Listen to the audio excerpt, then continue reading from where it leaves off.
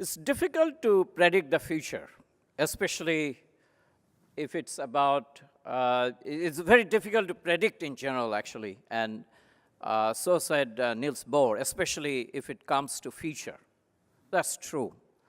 Niels Bohr, a famous physicist, he also got the Nobel Prize. But guys, we are IITians. And we believe that the best way to predict the future is to create one. And my name is Ashish Khan. I'm from IIT Kharagpur, and my pleasure to introduce my next panel moderator, Sanjay Srivastav. Sanjay is the Chief Digital Officer of Genpact, and before that, Sanjay has disrupted 4 times. He created 4 startups and led the startup to the exit and the exits were for companies like the Akamai and Genpact and BMC Software and SunGard, which is now FIS and so on. So he will be, and this is the, we are very fortunate to have a panel like this. When we say that you can create the future, the best example I can think of is from one of the companies that was absolutely before that there was no such company. This is Twitter, and we are very fortunate to have the CTO of Twitter, and we are very fortunate to have the people who actually does this creating the future as a business. They actually fund it. So we have the panelists from the three VCs. So please welcome Sanjay Srivastav, panel moderator of this panel. Thank you, Ashish. Thank you, everyone, for being here. Good morning. My name is Sanjay. I'm IIT Kharagpur, and then currently I serve a large global services provider for digital transformation. Most of the work we do is with large Fortune 500 companies. Previously, I was a startup entrepreneur as well. And I think part of the reason I'm just sort of doing this caveat, because all of us have biases. And in full disclosure, my bias now is as I serve the CXOs and boards of a variety of banks, insurance companies, pharmaceutical, manufacturing, high-tech, consumer goods companies. One of the biggest debates at the boardroom level is disruption versus distraction. And one of the challenges around the world they face is that there is significant amount of noise, and it's difficult to pick out the signal from the noise.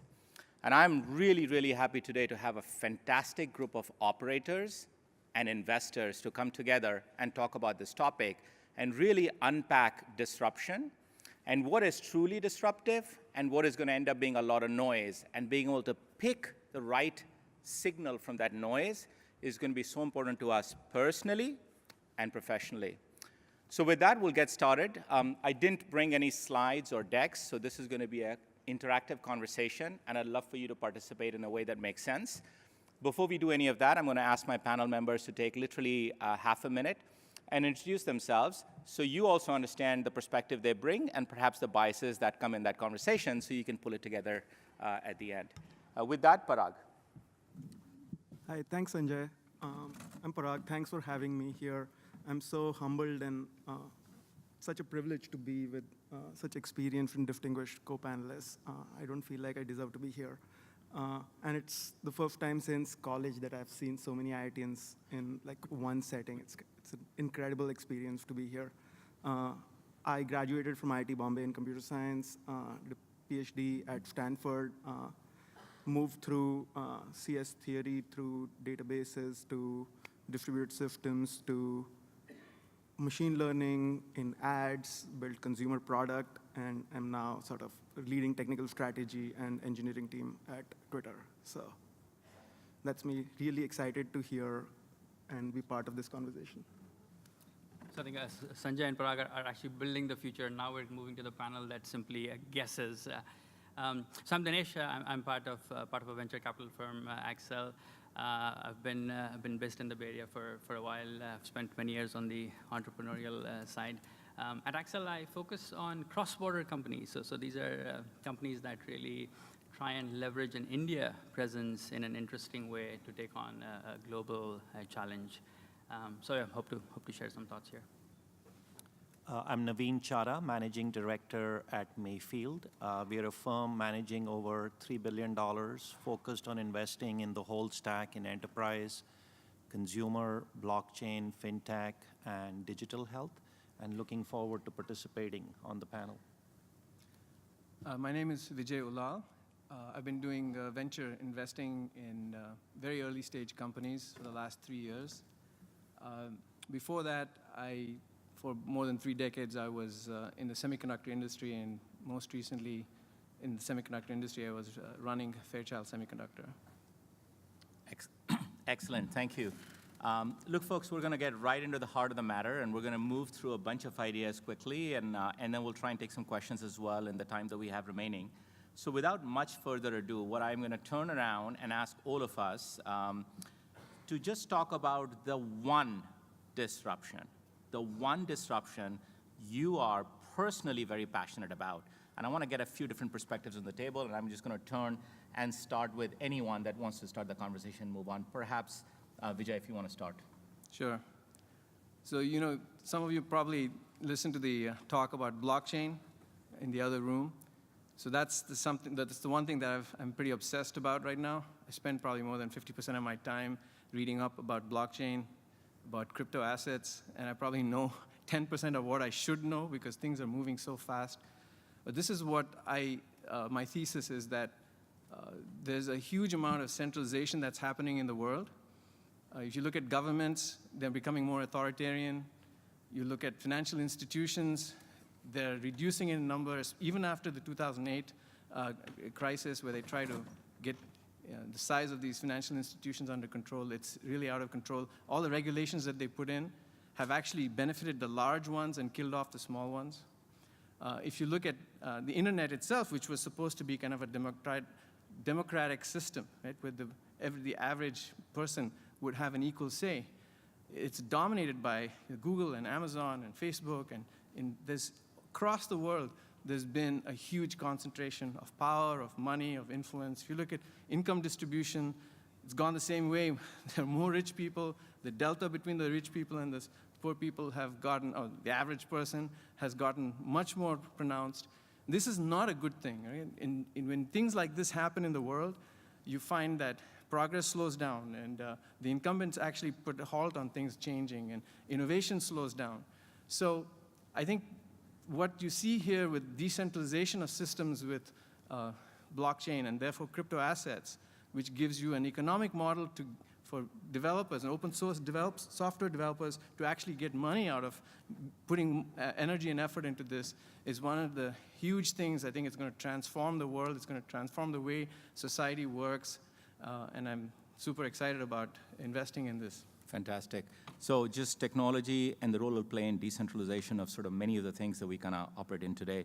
Maybe we'll shift gears a little bit. Naveen, you have a perspective on the one disruption you're really passionate about? Yeah, I think like as a VC, the people on that side of the room create the disruptions, right? Like we just chase them.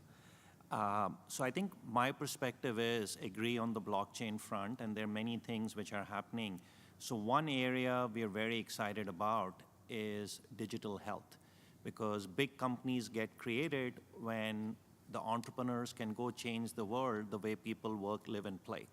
And if I look at the live part of it, everybody wants to live happier, everybody wants to live longer. You look at insurance companies, I hope there aren't many people from there. They're in the business of not paying. They don't want people to be sick. You go to hospitals, 93% of them are not-for-profits. They want patients out earlier. And then finally, if you look at it, we have to find cure for diseases like cancer, so on and so forth. So we are very excited about the potential of what's happening in digital health, and what is enabling it is new disruptions like CRISPR, advances in genomic sequencing because of that, the use of AI and ML for creating new drugs and new diagnostics. And finally, as engineering meets biology, there's a lot of innovation that is happening in the computational biology space. So if I look at the next 10 years, it's going to be an era of precision and personalized therapeutics and diagnostics. So that's what we are very, very excited about, and believe a lot of different things are coming together to change the world. And that's where is one of our areas of focus as a firm. Fantastic. Dinesh? Yes, this is a tough audience to sort of try and talk about a disruption that you don't already know about. So that one may perhaps less well-known one that we're quite passionate about, but we're investing in a borderless world, and so what I mean by that is today when you try to access products, services across international borders, and there's a lot of friction.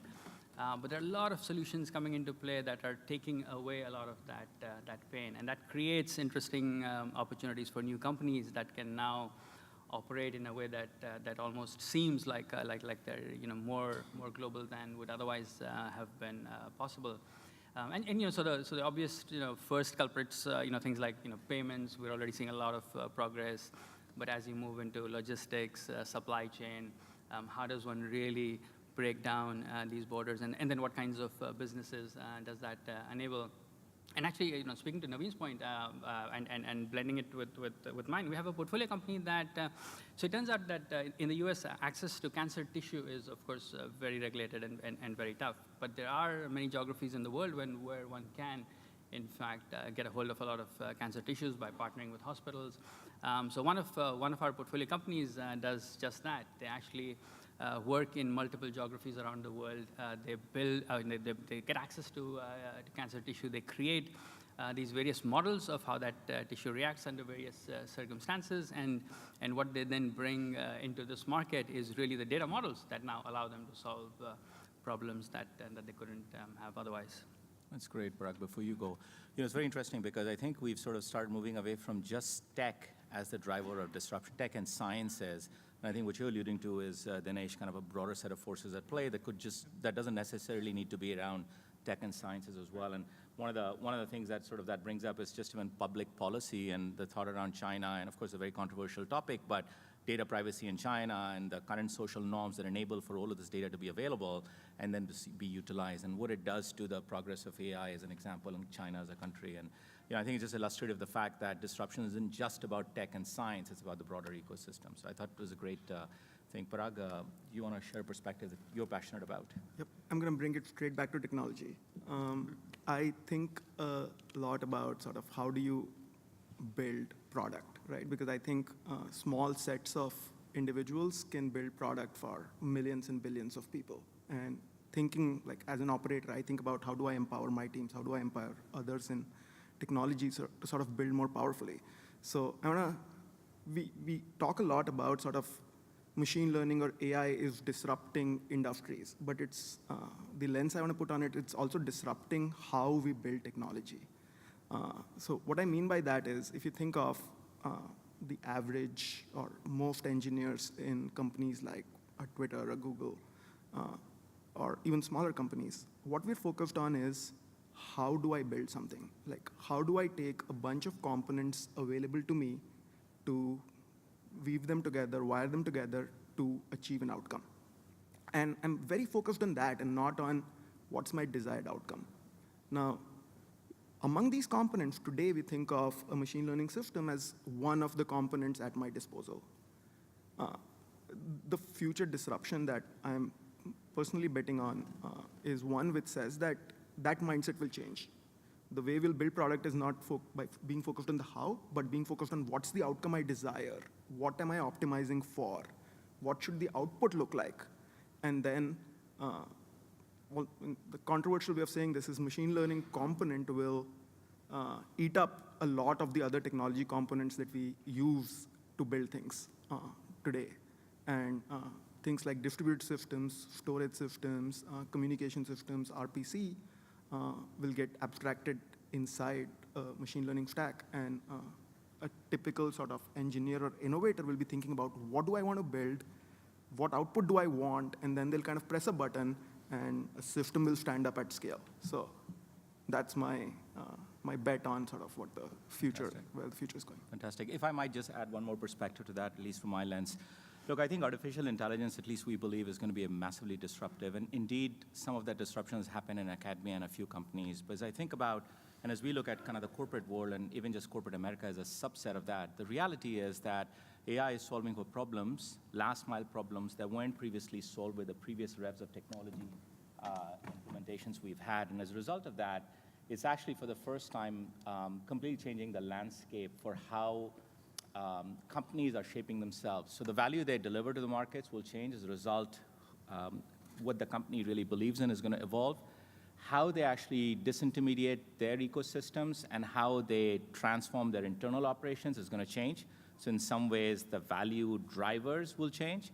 And frankly, I think the third one, it's a really big one, not just for business, but actually for social disruption, is the effect of AI on the future of work. And it's fairly clear that the work of the future is not going to resemble the work that, and even in Parag's comments, and I'll come back to that in a second, is not going to resemble anything close to what it is today.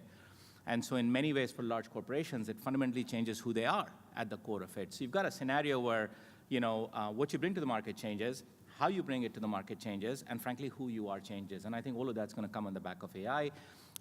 And by the way, that's going to be a journey with its ups and downs. So I feel very passionate about AI coming into the mainstream and in the corporate world. But I thought that was a very interesting discussion because it started with sort of the decentralized, the forces that are going to decentralize and break up current ways of thinking and actually spread it out in a way that is more efficient. It moved to the discussion about digital health and the convergence of a few technologies that are going to enable that. It was very interesting, Dinesh, to hear your perspective that this isn't just about technology and science. It's actually broader than that in terms of approaches and the supply chain and the value chain. And then Parag, your comment about actually it's the disruption is going to come in how you disrupt and this notion of actually building disruption into your disruptive process. So fantastic. And if there's ideas in the audience that are like one or two great ideas that we didn't hit upon, I'd love to hear them now or later. And I know this panel would enjoy that. But in the time remaining, I'm going to move to something else that came up in this discussion, which is with this wide variation just amongst the five of us, and I extrapolate that to this room, there's going to be many other ideas. With this wide variation in our thoughts about what is the next disruption that's coming, how do we structure ourselves and our businesses for success so that we're fundamentally set up to grab the right disruption, to disrupt around it, and to harvest the benefits that come out of it? And clearly, some of that is picking the right answer, which is a crystal ball discussion for today, but a lot of it is getting inherently structured for that coming future. And I'd like for this team to provide some inputs and thoughts on that. So, Parag, maybe I start with you this time. All right. In thinking about sort of how to set myself up personally to be like part of the disrupting crowd rather than the disrupted crowd, and also preparing my organization for the same. At some level, this is almost a reductionist answer. It feels like technology is changing fast, and the change is accelerating every year. And what you find is that any knowledge you've built up or hypotheses you've built up, they change completely in a few-year time frame. So always learning and learning very intentionally as an individual and as an organization is the key. So it just sets you up. Even if you can't look at the crystal ball, like you have to be prepared to seize on an opportunity. And if you're stale in any way, like 5 years is a really long time, right? Like I bet a lot of people here, including me, have over the last many years been like, I need to figure out what this deep learning thing is. I need to figure out what this blockchain thing is. So this constant curiosity, very intentional learning, very intentional in a more dynamic environment. I'll go back to my machine learning roots. Explore, exploit is a concept, right? When the world is changing really, really fast, you can't make a stationary assumption. So you have to think about how do I explore? So you have to set aside your time, be very, very intentional about learning new things. Even if you can't see in the crystal ball about like how that learning will help you 1 year down or 5 years down, it places you in a position where you're evolving with the world and changing with the technology. And to do the same with your organization. I think about sort of our engineering organization. I'm constantly challenging people to change roles, to take on challenges that they're not fully qualified for, to create learning opportunities. And that's I believe, the only way to be in a place where you have the foundation to be on the side that disrupts rather than gets disrupted. Good. Any other thoughts on this? We don't necessarily need to go in an order, but something that jumps up in folks' mind. Anna? Yeah, maybe following on up on what Parag said. When you do all this reading, and you'll come up with some insight, right? But I think making this, into reality takes a lot of work. And, there's two ways you can do it, right? You can just say, I'm going to start out and make a startup. And then, of course, we're all happy that we can fund that. But, there's also, I also think there's an option within a large company, because not everybody can take those kind of risks. But I think when you get those ideas, when you see a big idea, don't be afraid to go after it, right? Rather than go after an incremental improvement, go for something that make something that you're doing irrelevant. And then the second thing I would say, add on to that is make sure that whatever organization you're in has the proper incentives to reward that kind of behavior of chasing after the disruptive thing. Because in a big company, that rewards are completely mismatched. They reward the incremental improvements. Startups automatically give you that, but the problem is, there's huge risk involved there. And, I think these are a couple of things that I would Great add points. onto what Great points. Parag said. Yeah, so I think I would add another perspective to be complementary, like agree with a lot of the stuff that has been said. So I think whether it's a VC or whether it's an entrepreneur or an executive, right? First of all, they need to be customer first, right? Like in anything you do, it's not about just technology. It's about understanding the needs of the customer, whoever you are serving, and making sure the product or service you're providing is a must-have. It's not a nice-to, because you need to solve their pain points and not sell them vitamins, because if they have a headache, they need basically an Advil. You can't go sell them vitamin Z, if you will. Similarly, right, like you need to have a culture of nimbleness, because dinosaurs never survive. So whether it's you, whether it's your organization, whether it's your team, those things become like really, really important. And then finally, you need to make sure in whatever you are doing that you are running a marathon, not a sprint, right? There's no overnight success. So just be patient, take your time, and as Vijay said, right, like go for it. I want to just introduce another topic here quickly. We've got about 5.5 minutes remaining, and we'll take some questions on the back end of that quickly. Look, I think this group of people in this room is amazingly disruptive, and it's in some ways I think we, and certainly I personally, am hard-pressed to come up with new ideas for disruption in a set like this. But I think it's worthwhile spending just 1 or 2 minutes on another very interesting topic, which is what are the gotchas? What are the challenges? What are the bumps? And what do we watch out for? And if there are any practical experiences from companies we've invested in or operations that we've run and driven where we tried to disrupt and ran into the wall, I think it'd be very interesting to share that. So if we could just get a couple of comments out on that, and then we'll turn around to Q&A, to questions from the audience. Sure. So I think, whenever there's a disruption that becomes visible to a lot of people, it automatically does become a noisy landscape. You have a lot of people that want to sort of ride that wave. So I think the one thing to always be careful about is when the wave crests, right? Do you, in the meantime, have you assembled the right skills and the right expertise to actually now skillfully navigate that wave as it sort of comes crashing around you. And so, I think this ties back to Naveen's point, right? Don't get caught up in the disruption itself, or sort of just in the mechanics of what that disruption is. But you have to look beyond that in terms of what it means for your business and other really creative ways for you to really sort of exploit that. And at the end, if you're not creating significant value, the metrics for value, don't care about whether it was built on some disruptive wave or not. So I think it's always important to still keep an eye on that and make sure that you're not left, sort of standing when the music stops. Great. I think the only thing I would like to add based on whatever was said, completely agree, need to think beyond technology on how it gets consumed by customers. But I think in today's day and age, the companies which become big also have disruption in the way they package their product, in the way they get to market. And what I mean by that is in consumer, look at the big outcomes have been created by networks and marketplace companies, whether it's Facebook, whether it's Twitter, whether it's Lyft, Uber, Airbnb. These are marketplaces and network effect businesses. Similarly, in the enterprise space, if you're just pursuing a linear business model, hire more salespeople, sell more product, like you need to think beyond it. So the innovation can't just be on the technology front. It also has to be on the way your product is packaged, the way your go-to-market model works. And there are disruptive models like open source, which is a way to essentially get to market in a very efficient way in certain verticals in the enterprise software market. Similarly, SaaS was a disruption. Yep. So just keep that in mind, that just technology is not enough. That's right. Look, I'll give you in a word each, two things that we tell every board that asks us this question. We charge a lot of money for this, by the way, but I'll give you those two quickly.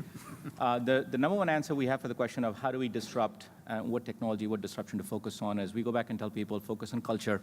And I won't expand on it because it's already come through in the discussion over here. If you don't have an underlying culture that promotes drives, particularly if you're a large corporation, this notion of thinking of disruption holistically and embracing and endorsing it, just chasing a technology idea doesn't really work. So that's number one, culture.